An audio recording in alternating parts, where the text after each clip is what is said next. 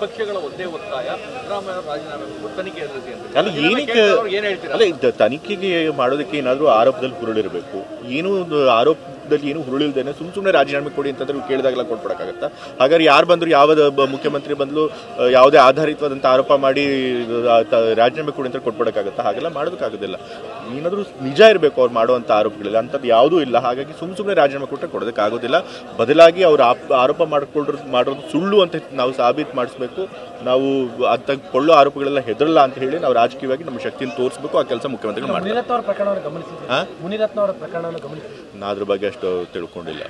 ಮೀಡಿಯಾದಲ್ಲಿ ಒಂದೆರಡು ಬೈಟ್ಸ್ ನೋಡಿದ್ದೀನಿ ಅಷ್ಟೇ.